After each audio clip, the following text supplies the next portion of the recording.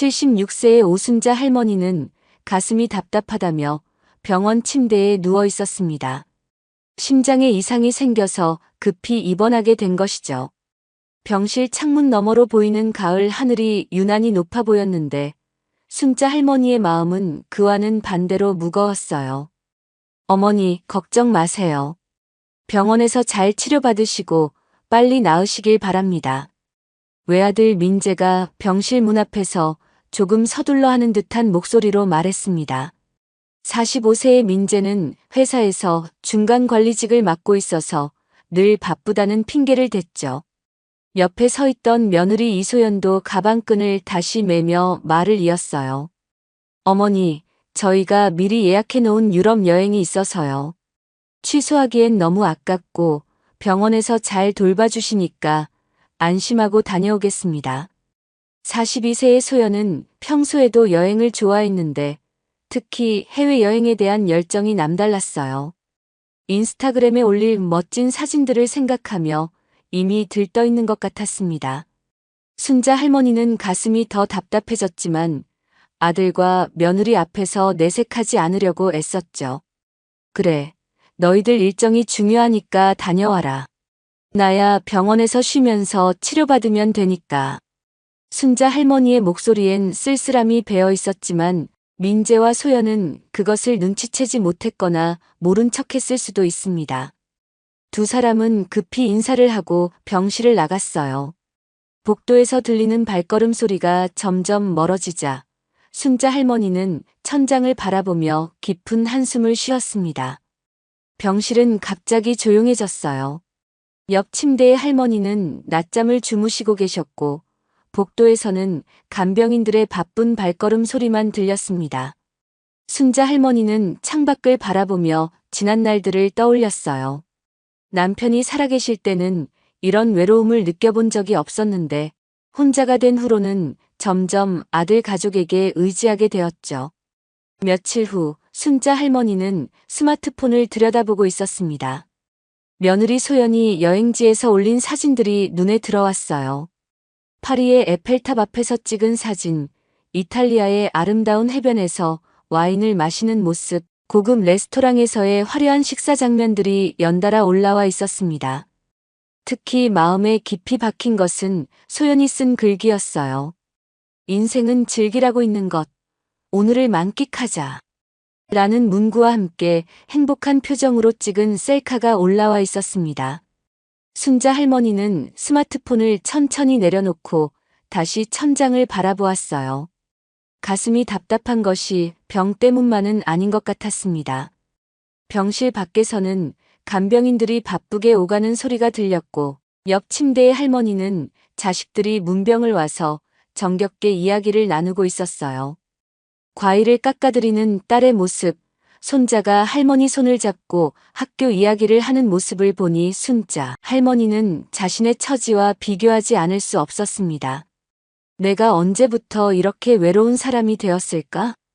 순자 할머니는 속으로 이런 생각을 하며 창밖을 바라보았습니다. 저녁 해가 기울어가고 있었고 병원 마당에는 가족들과 함께 산책하는 환자들의 모습이 보였어요. 그들의 모습이 유난히 따뜻해 보였고 자신과는 너무나 대조적이었습니다. 밤이 되면서 병실은 더욱 조용해졌고 순자 할머니의 외로움은 깊어만 갔습니다. 입원한 지 일주일이 넘어가도 아들 민재와 며느리 소연은 나타나지 않았어요. 순자 할머니는 매일 병실 문을 바라보며 혹시나 하는 마음으로 기다렸지만 오는 것은 간병인과 의사, 간호사뿐이었습니다. 가끔 잘못된 병실로 들어오는 문병객들을 보면 가슴이 두근거렸지만 곧 실망으로 바뀌었어요. 할머니, 병원비가 많이 밀려 있는데 어떻게 하실 건가요? 원무과 직원이 조심스럽게 물어보았습니다. 순자 할머니는 당황스러웠지만 아들에게 연락해보겠다고 말했어요. 하지만 민재의 전화는 계속 국제전화 안내음만 나왔고 문자 메시지도 읽음 표시만 있을 뿐 답장은 오지 않았습니다. 순자 할머니는 며느리의 소셜미디어를 다시 확인해 봤어요. 로마의 콜로세움 앞에서 찍은 사진에는 로마는 역시 영화 속 그대로네요. 라는 글이 올라와 있었고, 베네치아 곤돌라에서의 낭만적인 사진도 있었습니다. 어머니가 병원에 입원해 있다는 걱정은 전혀 찾아볼 수 없었어요. 할머니, 의료진 판단으로는 이제 퇴원하셔도 될 것 같습니다. 더 이상 입원 치료가 필요한 상태는 아니거든요. 담당 의사가 말했지만 순자 할머니는 막막했습니다.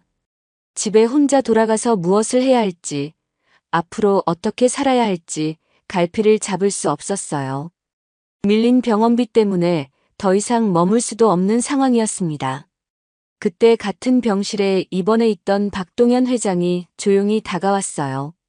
80대의 박동현 회장은 젊었을 때 작은 회사를 운영했다고 했는데 지금은 자식들이 사업을 물려받아 편안히 지내고 있다고 했습니다. 순자 할머니와 같은 병실에 입원한 지 며칠 되었는데 그동안 순자 할머니의 상황을 지켜보고 있었던 것 같았어요. 순자 할머니 실례가 안 된다면 한 말씀 드려도 될까요? 박동현 회장의 목소리는 따뜻했습니다. 순자 할머니는 고개를 끄덕였어요. 할머니께서 퇴원하시면 잠시 쉬실 곳이 필요하실 텐데 제가 교회에 작은 별장이 있어요. 게스트하우스도 있고요. 필요하시면 당분간 거기서 쉬셔도 됩니다. 박동현 회장의 제안에 순자 할머니는 깜짝 놀랐습니다. 처음 만난 사람인데 이렇게 도움을 준다는 것이 고마우면서도 부담스러웠어요. 하지만 다른 대안이 없었던 것도 사실이었습니다. 그런데 괜찮겠습니까? 저는 회장님과 처음 만난 사이인데. 할머니, 저도 자식들이 있지만 다들 바쁘다고 하면서 가끔씩만 연락해요. 서로 외로운 처지 아닙니까? 도움이 될 수 있다면 기꺼이 도와드리고 싶어요. 박동현 회장의 말에는 진심이 담겨 있었습니다. 순자 할머니는 박동현 회장의 눈을 바라보니 따뜻함이 느껴졌어요. 오랫동안 잊고 있었던 인간적인 온정이었습니다. 며칠 더 고민한 끝에 순자 할머니는 박동현 회장의 제안을 받아들이기로 했어요. 퇴원 수속을 마치고 박동현 회장과 함께 별장으로 향했습니다. 병원을 나서면서 순자 할머니는 뒤돌아보지 않았어요. 새로운 시작이 될 수도 있다는 희망이 조금씩 생겨났습니다. 별장은 도시에서 1시간 정도 떨어진 조용한 곳에 있었는데 주변에 산과 작은 호수가 있어서 공기가 맑고 경치가 아름다웠어요. 게스트하우스는 작지만 깔끔했고 필요한 것들은 모두 갖춰져 있었습니다. 오랫동안 느껴보지 못했던 평온함이 찾아왔어요. 할머니 편히 쉬시고 필요한 것 있으면 언제든 말씀하세요. 박동현 회장이 말했지만 순자 할머니는 여전히 마음이 무거웠습니다. 아들과 며느리는 여전히 연락이 없었고 자신의 앞으로의 삶에 대해 생각하면 답답했거든요. 그날 저녁 박동현 회장이 조심스럽게 물어보았어요. 실례가 안 된다면 할머니께서 지금 사시는 집은 어떻게 되어 있나요? 혹시 자녀분 명의로 해놓으셨나요? 아니요, 제 명의로 되어 있습니다. 남편이 돌아가시기 전에 저한테 넘겨주셨거든요. 박동현 회장은 고개를 끄덕였지만 표정이 조금 심각해 보였어요. 순자 할머니는 왜 박동현 회장이 그런 질문을 하는지 궁금했지만 그날은 더 묻지 않았습니다. 박동현 회장과 함께 별장에서 지낸 지 며칠이 지나자 순자 할머니는 조금씩 마음의 안정을 찾아가고 있었어요. 맑은 공기와 조용한 환경이 심신에 도움이 되었고 박동현 회장과의 대화도 위로가 되었습니다. 오랫동안 잊고 있었던 마음의 여유를 되찾는 것 같았어요. 매일 아침 새들의 지저김에 눈을 뜨는 것이 새로웠습니다. 도시의 소음에 익숙해져 있던 순자 할머니에게는 이런 평온함이 낯설면서도 고마웠어요. 창문을 열면 호수에서 불어오는 시원한 바람이 방 안을 가득 채웠고 멀리 산자락이 보이는 풍경은 마음을 편안하게 해주었습니다. 어느 날 아침 두 사람은 별장 정원에서 차를 마시며 이야기를 나누고 있었습니다. 박동현 회장이 조심스럽게 입을 열었어요. 순자 할머니, 제가 지난번에 집 이야기를 꺼낸 것은 다른 뜻이 있어서입니다. 어떤 뜻인지요? 순자 할머니는 차를 한 모금 마시며 박동현 회장을 바라보았습니다. 그의 표정이 평소보다 진지해 보였어요.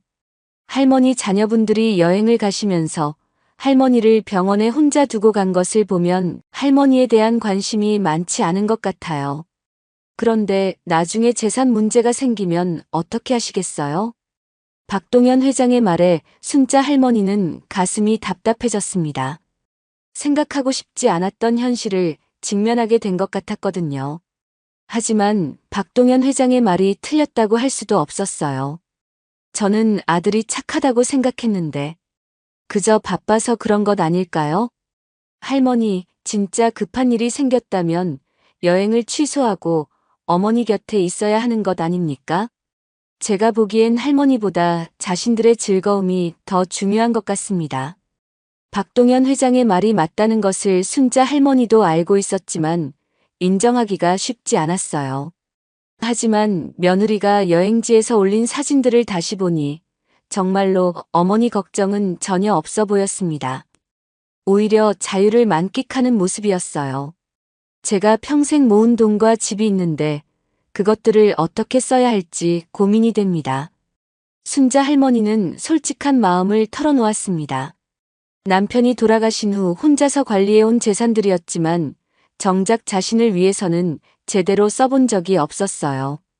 할머니 집을 할머니가 직접 처분하시는 게 좋겠어요. 할머니를 위해 써야 할 돈이니까요. 나중에 자녀분들이 와서 재산을 가져가면 할머니는 정말 아무것도 남지 않을 수도 있습니다.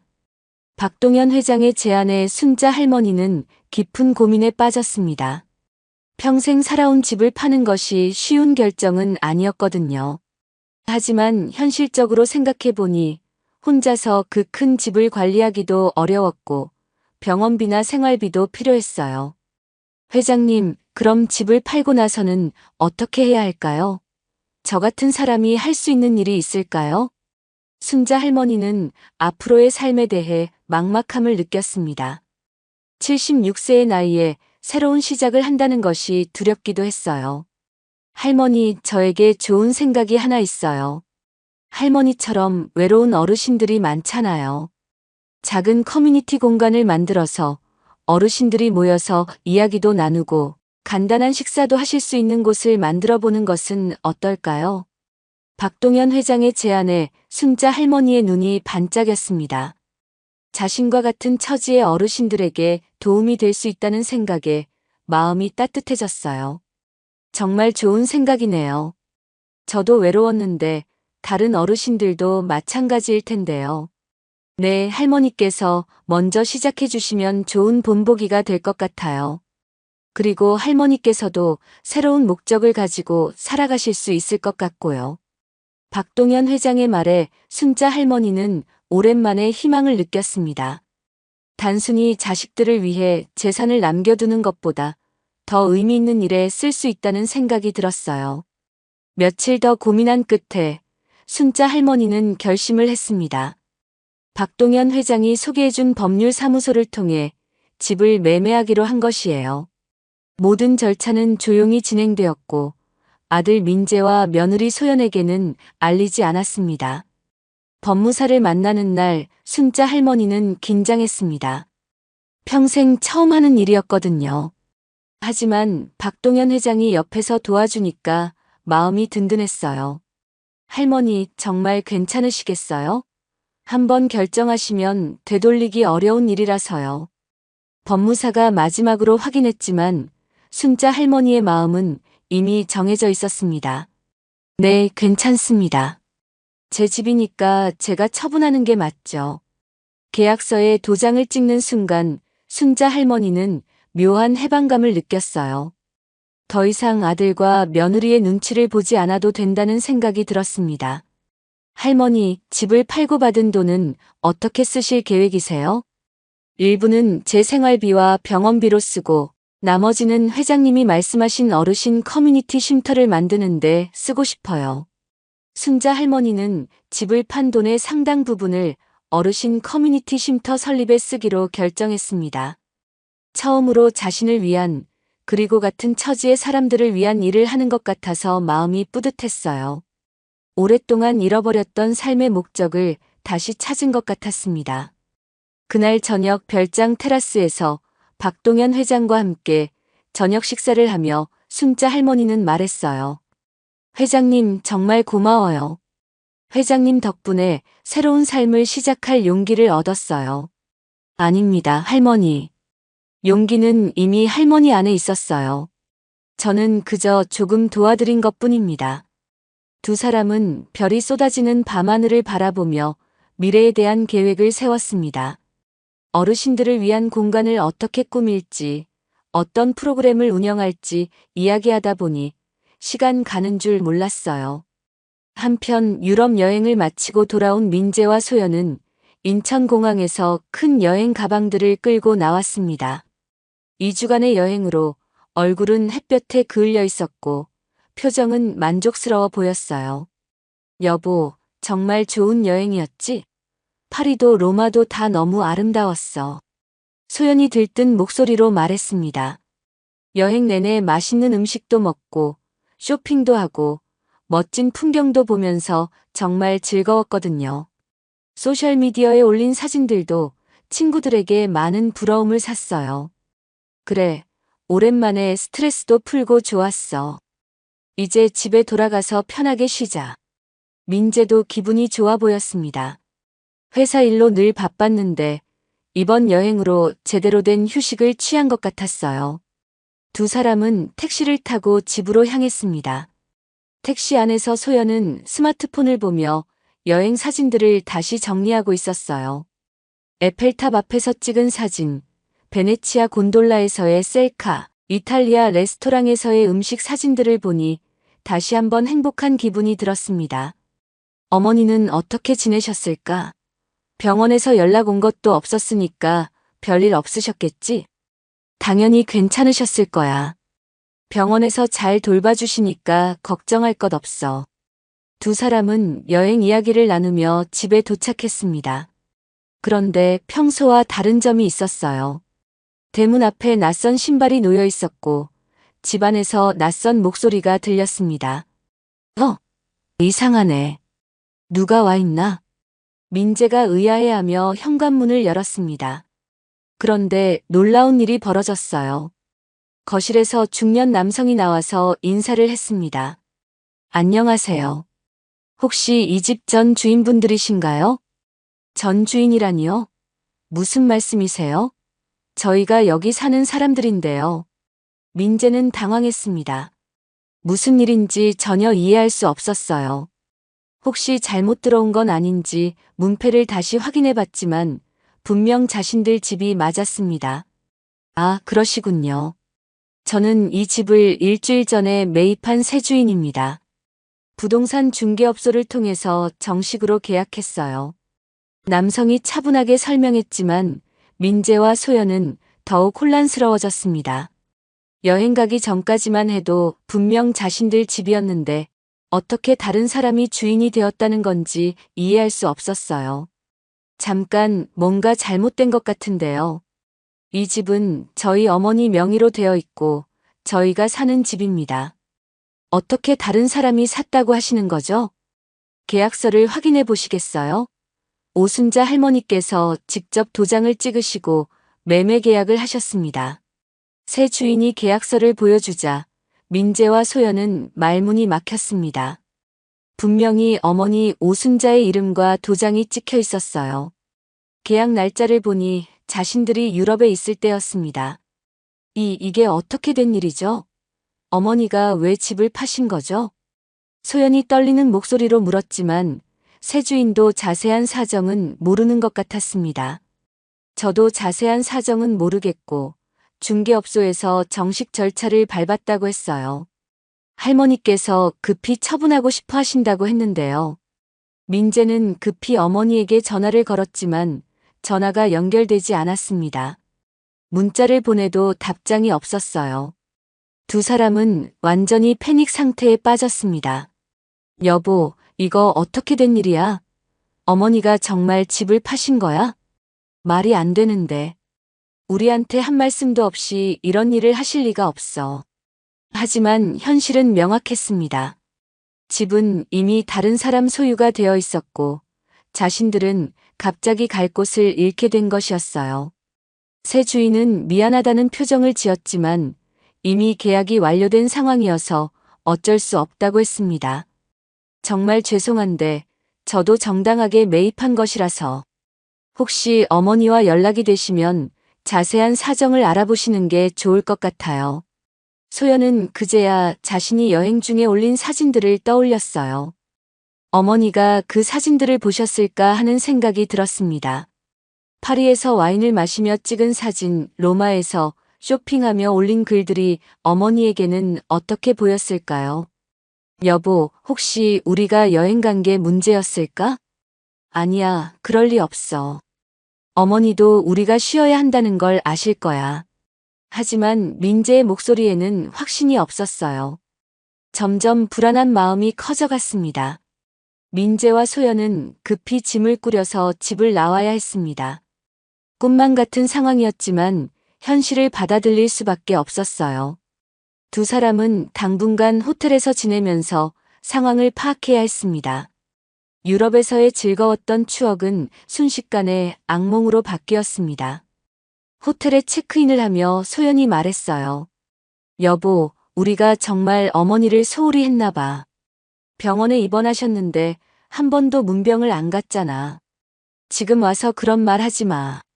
우리도 바빴고 병원에서 잘 돌봐주신다고 했잖아. 하지만 민재도 마음 한구석에서는 후회하고 있었습니다. 어머니가 이런 극단적인 선택을 하신 데는 분명 이유가 있을 것이라는 생각이 들었거든요. 민재와 소연은 급히 병원으로 달려갔습니다. 어머니가 왜 집을 팔았는지, 지금 어디에 계시는지 알아보기 위해서였죠. 하지만 병원에서 들은 소식은 더욱 당황스러웠습니다. 오순자 할머니요? 일주일 전에 퇴원하셨는데요. 그 후로는 연락이 없었어요. 간호사의 말에 민재는 더욱 불안해졌습니다. 어머니가 병원에서 퇴원한 것도 모르고 있었고 지금 어디에 계시는지도 알 수 없었어요. 그럼 퇴원 수속은 누가 도와드렸나요? 보호자 서명이 필요했을 텐데요. 소연이 다급하게 물어보았습니다. 아, 그건 박동현 회장님이 도와주셨어요. 두 분이 같은 병실에서 지내시면서 친하게 지내셨거든요. 간호사가 설명했지만 민재와 소연에게는 더욱 충격적인 소식이었습니다. 어머니의 퇴원을 가족이 아닌 낯선 사람이 도와주었다는 사실이 믿기지 않았어요. 혹시 퇴원할 때 어디로 가신다고 하셨나요? 글쎄요, 정확히는 모르겠지만 같은 병실에 계셨던 박동현 회장님과 함께 나가신 것 같아요. 두 분이 꽤 친하게 지내셨거든요.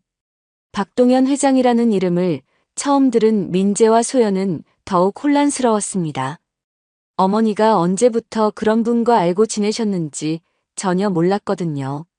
박동현 회장님이 어떤 분인지 아시나요?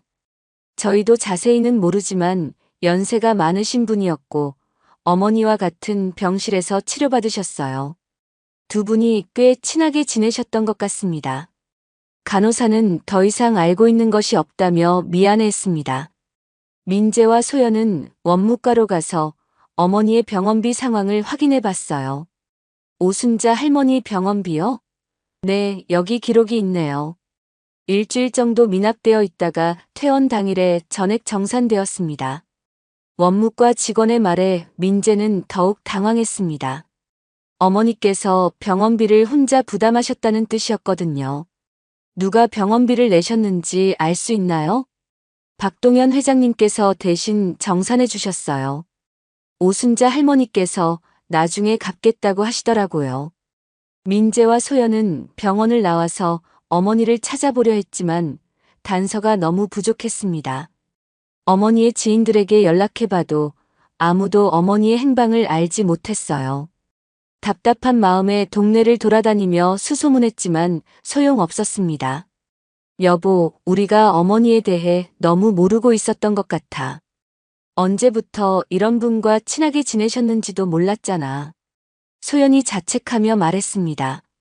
어머니의 일상이나 교우 관계에 대해 전혀 관심을 갖지 않았다는 것을 깨달았어요. 며칠 후 친척 중 한 명이 민재에게 전화를 걸어왔습니다. 민재야, 순자 이모가 어디 계시는지 알고 있니? 아니요, 저희도 찾고 있어요. 왜 그러세요? 동네 사람들이 이모가 어떤 회장님 별장에서 지내신다는 소문을 들었다고 하더라고. 이 소식을 들은 민재는 더욱 당황스러웠습니다. 어머니가 낯선 사람의 별장에서 지내고 계신다는 것이 믿기지 않았어요. 혹시 그 별장이 어디에 있는지 아세요? 정확한 위치는 모르겠지만 시 외곽 쪽이라고 하더라고. 찾아가 보는 게 어떨까? 민재는 소연과 함께 수소문해서 박동현 회장의 별장 위치를 알아냈습니다. 마음이 급해서 당장 찾아가고 싶었지만 한편으로는 어머니와 어떤 이야기를 나누어야 할지 막막했어요. 여보, 어머니가 정말 우리 몰래 집을 파신 거라면 우리가 뭔가 잘못한 게 있나? 소연이 조심스럽게 물어보았습니다. 여행을 다녀온 후 이런 일이 벌어지니까 혹시 여행을 간 것이 문제였나 하는 생각이 들었어요. 아니야, 우리가 뭘 잘못했겠어? 어머니가 입원하셨을 때 병원에 잘 모셔다 드렸고 병원에서 잘 치료받으시라고 했잖아. 민재는 자신을 변호했지만 마음 한구석에서는 불안함이 커져갔습니다. 어머니가 이런 극단적인 선택을 하신 데는 분명 이유가 있을 것이라는 생각이 들었거든요. 그래도 어머니 혼자 병원에 계시는 동안 우리가 여행을 간 것은 조금 그랬을 수도 있어. 지금 와서 그런 소리 하지 마. 우리도 나름대로 바쁘고 힘든데 가끔은 쉬어야 하는 것 아니야? 민재는 짜증을 냈지만 내심 후회되는 마음이 들었습니다. 어머니가 입원해 계신 동안 한 번도 병문안을 가지 않았고 전화도 거의 하지 않았던 것이 생각났어요. 심지어 병원비가 밀렸다는 사실도 전혀 몰랐습니다. 여보, 우리 정말 어머니한테 관심이 없었던 것 같아. 병원비가 밀렸다는 것도 몰랐잖아. 소연이 작은 목소리로 말했습니다.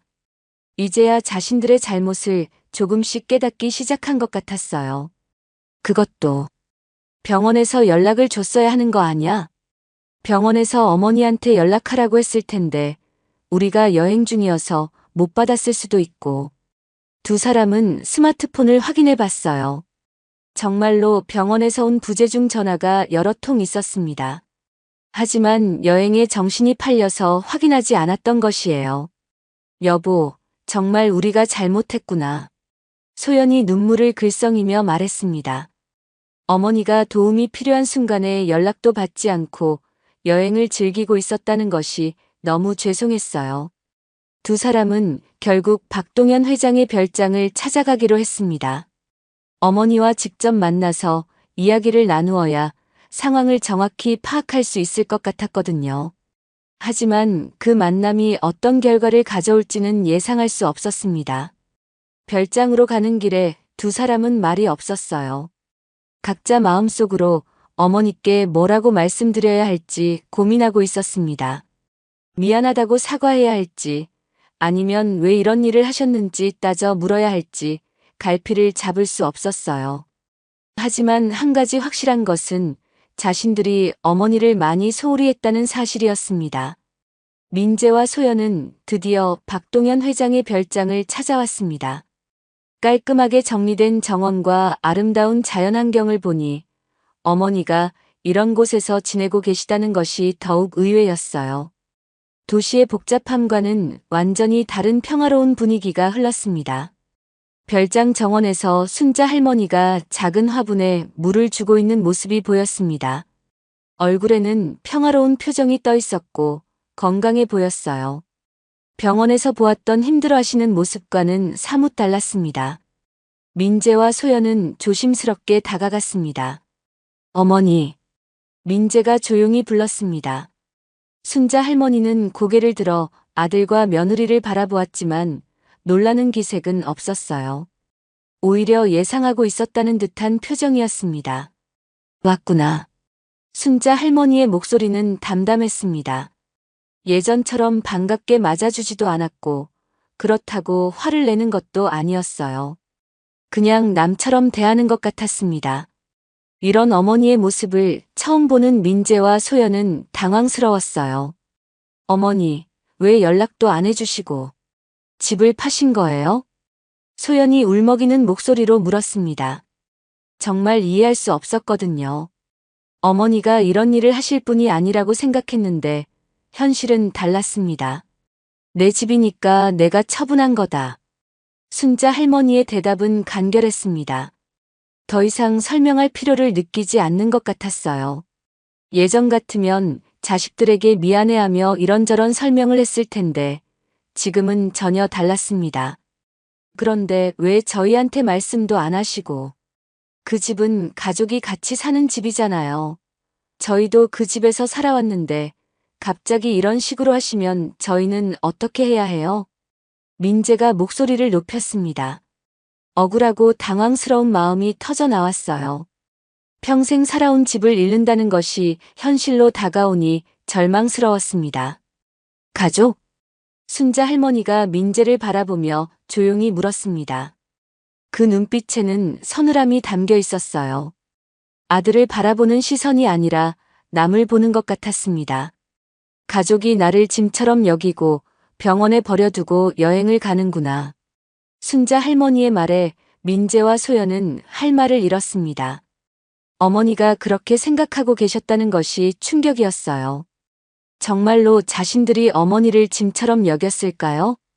어머니, 저희가 여행을 간 것은 미리 예약해 놓은 거였고 병원에서 잘 돌봐주신다고 하셔서 소연이 변명하듯 말했지만 목소리에는 확신이 없었어요. 그래, 병원에서 돌봐주시더라. 그런데 병원비는 누가 내라고 했니? 순자 할머니의 질문에 민재는 답하지 못했습니다. 병원비가 밀려있다는 것을 전혀 몰랐거든요.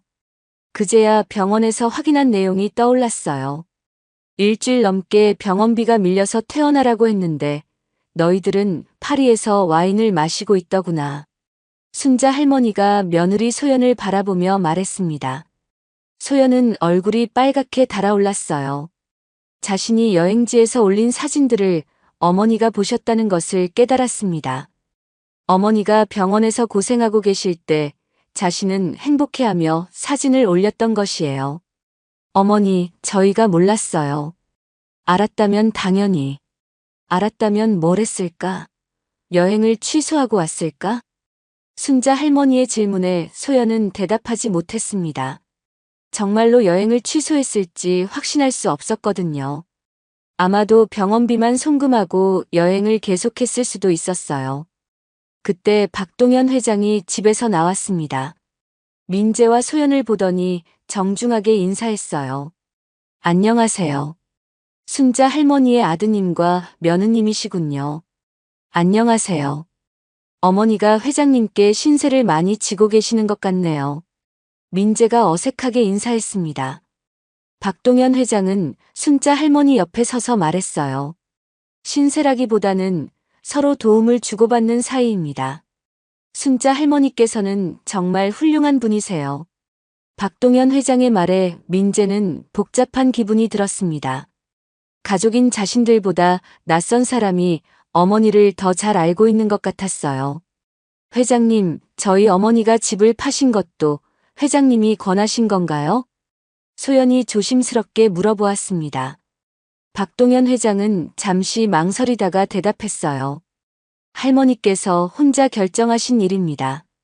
다만 제가 현실적인 조언을 드린 것은 맞아요. 어떤 조언이었는지 알 수 있을까요? 어르신께 진심을 보이지 않는 자녀들에게 재산을 물려주는 것이 과연 옳은 일인지 그런 이야기를 나눴습니다. 박동현 회장의 말에 민재는 기가 막혔습니다. 낯선 사람이 가족 문제에 개입했다는 생각이 들었어요. 회장님, 저희가 어머니께 진심을 안 보인다는 것은 오해입니다. 저희도 바쁜 일상 속에서 바쁘다는 핑계로 어머니를 홀로 두고 해외여행을 다녀오는 것이 진심인가요? 박동현 회장의 반박에 민재는 할 말을 잃었습니다. 객관적으로 보면 박동현 회장의 말이 맞다는 것을 알 수 있었거든요. 어머니가 병원에 입원해 계시는 동안 자신들은 정말로 한 번도 문병을 가지 않았어요. 어머니, 이렇게까지 하실 줄은 몰랐어요. 저희가 잘못했다면 사과드릴게요. 그러니까 다시 원래대로. 민재가 애원하듯 말했지만 순자 할머니는 차가운 표정으로 아들을 바라보았습니다. 원래대로. 순자 할머니가 민재의 말을 끊었습니다. 원래대로라는 게 뭐냐? 너희들이 나를 무시하고 내 존재를 잊고 사는 것 말이냐? 순자 할머니의 목소리에는 오랫동안 쌓인 서운함과 실망감이 배어 있었습니다. 민재와 소연은 그제야 어머니의 마음을 조금이나마 이해할 수 있었어요. 단순히 집을 판 것이 아니라 오랫동안 참아왔던 외로움과 서운함이 폭발한 것이었습니다. 민재는 어머니 앞에서 무릎을 꿇고 싶은 심정이었습니다. 하지만 자존심과 당황스러움이 섞여서 오히려 목소리가 높아졌어요. 어머니, 그래도 이런 식으로 하시면 안 되잖아요. 저희도 갈 곳이 없어졌다고요. 민재의 목소리에는 절망감이 배어 있었습니다. 평생 살아온 집을 잃는다는 현실이 받아들여지지 않았어요. 갈 곳이 없다고. 순자 할머니가 아들을 바라보며 쓸쓸한 미소를 지었습니다.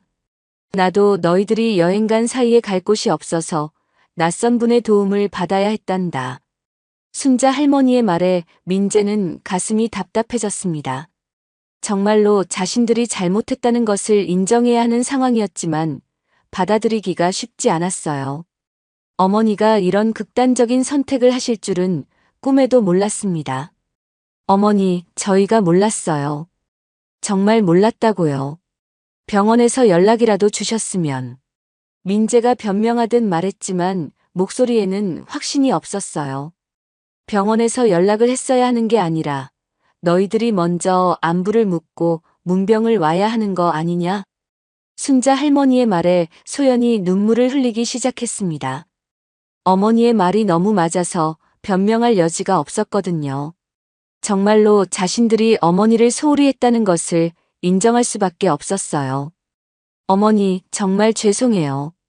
저희가 너무 철없었어요.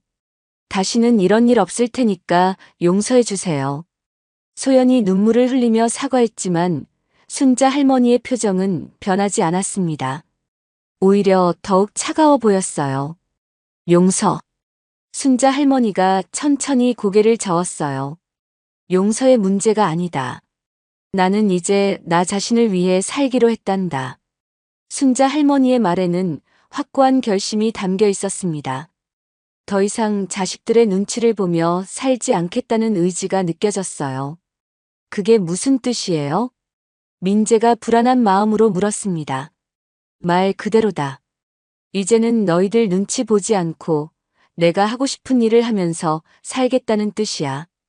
순자 할머니가 정원의 꽃들을 바라보며 말했습니다. 그 표정에는 새로운 결심이 서려 있었어요. 76세의 나이에 새로운 삶을 시작하겠다는 의지였습니다. 어머니, 그럼 저희는 어떻게 해야 해요? 집도 없어졌는데. 소연이 떨리는 목소리로 물었지만 순자 할머니는 냉정했습니다. 그건 너희들이 알아서 해야 할 일이다. 나도 내일은 내가 알아서 했으니까. 순자 할머니의 말에 민재는 절망감을 느꼈습니다. 어머니가 정말로 자신들을 포기하신 것 같았어요. 박동현 회장이 조용히 입을 열었습니다. 젊은 분들, 부모님의 마음을 이해하려고 노력해보세요. 순자 할머니께서 얼마나 외로우셨을지. 회장님, 저희 가족 일에 너무 개입하시는 것 아닌가요? 민재가 짜증을 내며 말했지만 박동현 회장은 침착했습니다. 개입이 아니라 도움을 드린 것입니다. 할머니께서 정말 필요로 하실 때 곁에 있어 드린 것뿐이에요. 박동현 회장의 말에 민재는 더욱 기분이 나빠졌습니다. 가족인 자신들보다 낯선 사람이 어머니를 더 잘 돌봐드렸다는 사실이 자존심을 상하게 했어요. 저희가 그런 역할을 해야 했는데. 소연이 작은 목소리로 중얼거렸습니다. 이제야 자신들의 잘못을 깨닫기 시작한 것 같았어요. 깨닫는 것도 좋지만 이미 늦었습니다. 순자 할머니가 단호하게 말했습니다. 더 이상 기회를 주지 않겠다는 의미였어요. 어머니. 민재가 마지막으로 애원하는 목소리로 불렀지만 순자 할머니는 이미 마음의 문을 닫은 것 같았습니다. 너희들은 이제 가거라. 나는 여기서 편안하게 지내고 있으니까 걱정하지 마라. 순자 할머니가 등을 돌리며 말했습니다. 그 모습은 더 이상 대화할 의사가 없다는 것을 보여주었어요. 어머니, 그럼 정말 이렇게 끝나는 건가요? 소연이 마지막으로 물어보았지만 순자 할머니는 대답하지 않았습니다. 다시 화분에 물을 주기 시작했어요. 민재와 소연은 결국 별장을 떠나야 했습니다. 차 안에서 두 사람은 말없이 앉아 있었어요. 어머니의 차가운 반응이 충격적이었고 앞으로 어떻게 살아야 할지 막막했습니다. 여보, 이젠 정말 끝난 거야. 소연이 한숨을 쉬며 말했습니다. 집도 잃고 어머니와의 관계도 끝났으니 정말로 새 출발을 해야 하는 상황이었어요. 모든 게 우리 잘못이었어. 민재도 이제야 현실을 받아들이기 시작했습니다. 하지만 이미 돌이키기에는 너무 늦었습니다. 어머니의 마음을 돌이킬 수 있는 방법은 없어 보였어요. 차 안의 침묵이 길어졌습니다. 두 사람 모두 앞으로 어떻게 살아야 할지 막막했어요. 집도 없고 어머니와의 관계도 끝났으니 정말로 바닥부터 다시 시작해야 했습니다. 그제야 어머니가 얼마나 소중한 존재였는지 깨달았지만 이미 너무 늦었어요. 몇 달이 지난 후 순자 할머니는 시내 한 조용한 곳에 새로 문을 연 말벗 쉼터에서 다른 어르신들과 함께 따뜻한 차를 마시고 있었습니다. 이곳은 순자 할머니가 집을 판 돈으로 만든 어르신 커뮤니티 공간이었어요. 순자 할머니, 이런 좋은 곳을 만들어주셔서 정말 고맙습니다. 같이 차를 마시고 있던 이웃 할머니가 감사 인사를 했습니다. 이곳에는 매일 외로운 어르신들이 모여서 이야기를 나누고 간단한 식사도 함께 했어요. 바둑도 두고 책도 읽고 가끔은 작은 공연도 열렸습니다. 쉼터는 아담하지만 따뜻한 분위기였어요. 거실에는 편안한 소파들이 배치되어 있었고 한쪽에는 작은 도서관도 마련되어 있었습니다. 주방에서는 늘 따뜻한 차와 간단한 간식이 준비되어 있었고 어르신들은 마치 가족처럼 서로를 돌봐주었어요. 저도 외로웠는데 이렇게 함께 해주시니까 더 기뻐요. 순자 할머니가 미소를 지으며 대답했습니다. 예전에 아들과 며느리에게 소외감을 느꼈던 때와는 완전히 다른 표정이었어요. 마음의 평화를 찾은 것 같았습니다. 쉼터 한쪽 벽에는 작은 명패가 걸려 있었습니다. 기증자 오순자라고 적혀 있었지만 순자 할머니는 그것을 자랑스러워하지 않았어요. 그저 필요한 일을 한 것뿐이라고 생각했습니다. 할머니, 자녀분들과는 어떻게 지내세요? 한 할아버지가 조심스럽게 물어보았습니다. 순자 할머니는 잠시 멈칫했지만 곧 담담하게 대답했어요. 연락은 없어요. 하지만 괜찮습니다. 이제는 저 자신을 위해 사는 법을 배웠거든요. 그래도 가족인데, 가족이라는 이름만으로는 부족해요. 진정한 관심과 사랑이 있어야 가족이죠.